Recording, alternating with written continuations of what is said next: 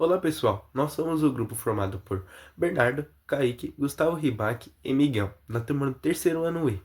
E hoje vamos apresentar nossa videoaula de Matemática e Geografia.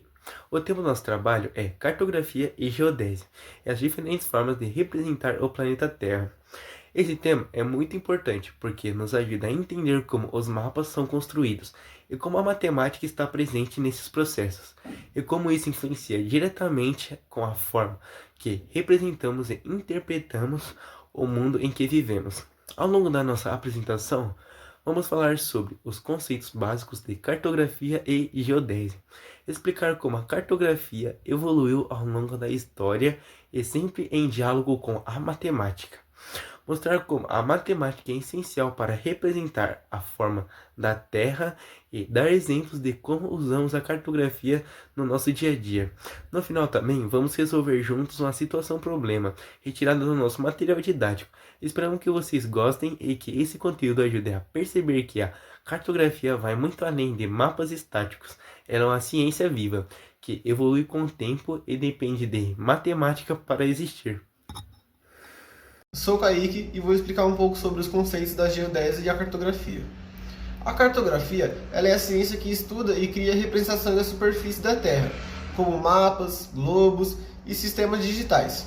Ela vai além de desenhar utilizando técnicas e métodos para transformar o espaço real, tridimensional e detalhado, em formas bidimensional que possamos observar e interpretar. Falando um pouco sobre a geodésia, ela é a ciência que serve de base para a cartografia. Ela tem como objetivo medir e compreender a forma, o tamanho e as dimensões da Terra. A geodésia calcula, por exemplo, que a Terra não é uma esfera perfeita, mas sim um geóide, que é a forma irregular achatada nos polos. Estes cálculos são essenciais para garantir que os mapas sejam fiéis à realidade. A cartografia tem uma longa história que acompanha a evolução da humanidade. Na antiguidade, o primeiro mapa era bem simples. O povo como os babilônios já desenhava croquis em tábuas de argila para indicar rios e terras férteis. Os egípcios também usavam mapas para medir as terras às margens do rio Nilo, especialmente após as cheias. Foi nesse período que surgiu o primeiro registro de que a matemática era usada para calcular a distância e a área. Mais tarde, os gregos trouxeram grandes avanços. O filósofo Aristóteles, por exemplo, foi o primeiro a calcular a circunferência da Terra com base em observações da sombra e medidas do ângulo. Isto mostra como a cartografia sempre esteve associada ao raciocínio matemático e científico. Durante a Idade Média, os mapas eram bastante influenciados pela religião. Muitas vezes, eles representavam Jerusalém como o centro do mundo, sem grande precisão geográfica. No entanto, nesse período, os árabes preservaram e desenvolveram muito conhecimento cartográfico, contribuído para que a ciência avançasse depois. No Renascimento, a cartografia ganhou um salto enorme com a grande navegação. Foi nesse período Gerald Mercault desenvolveu sua famosa projeção, que ainda hoje é utilizada em muitos mapas de navegação, porque preserva os ângulos e facilita a orientação em alto mar. Já no mundo atual, a cartografia é totalmente digital. Satélite, drones e sistemas de GPS permite representar o planeta em tempo real e com uma precisão incrível. Hoje qualquer pessoa pode acessar mapa digital em aplicativos como Google Maps, que utiliza cálculos matemáticos complexos e bancos de dados georreferenciados. Matemática é indispensável na cartografia, e eu posso explicar como isso aparece na prática. Um dos elementos principais é a escala, que é uma relação matemática entre as distâncias representadas no mapa e as distâncias reais no terreno. Por exemplo, uma escala de 1 dividido por 50.000 significa que em cada 1 centímetro no mapa corresponde a 500 metros na realidade. Para fazer esse tipo de conversão, utilizamos a regra de 3, simples, que é um cálculo matemático fundamental. Nesse contexto, outro ponto essencial são as projeções cartográficas, que são cálculos que transformam a forma curva da Terra em uma superfície plana. Como a Terra é tridimensional e o papel é bidimensional, sempre haverá algum tipo de deformação, seja da área, de forma, de distância ou de ângulo. Por isso, existem vários tipos de projeções, como a cilíndrica, a cônica, a azimutal. Cada uma serve para um objetivo específico, e escolher a projeção correta é uma decisão tanto geográfica quanto matemática.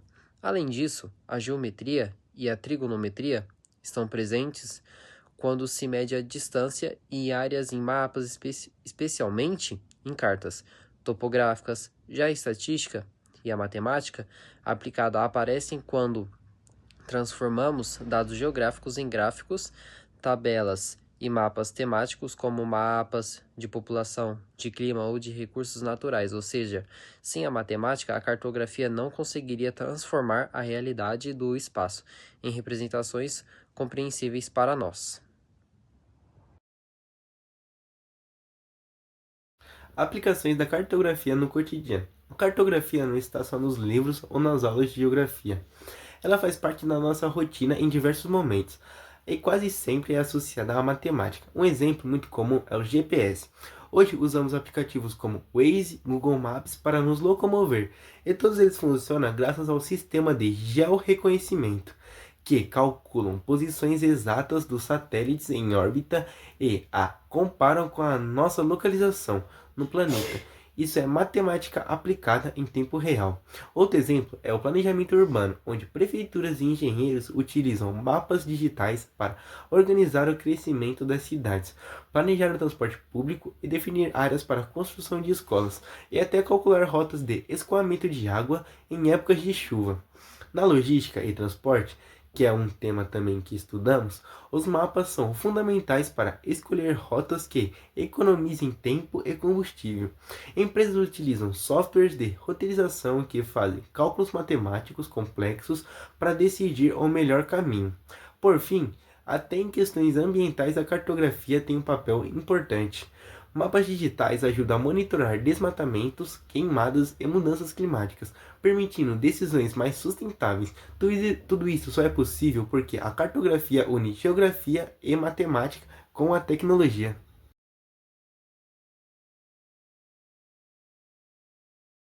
Agora falando sobre a situação problema da página 212, questão 3, a questão a pessoa caminha em 1 hora, ela anda 5 quilômetros.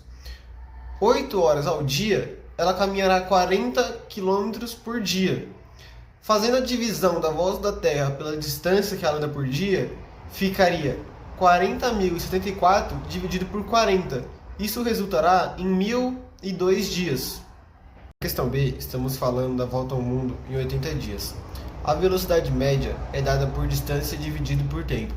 Colocando na fórmula ficaria 40.053,84 dividido por 1920, que tem um resultado de 20,86 km por hora. Era o que ele precisaria para dar a volta.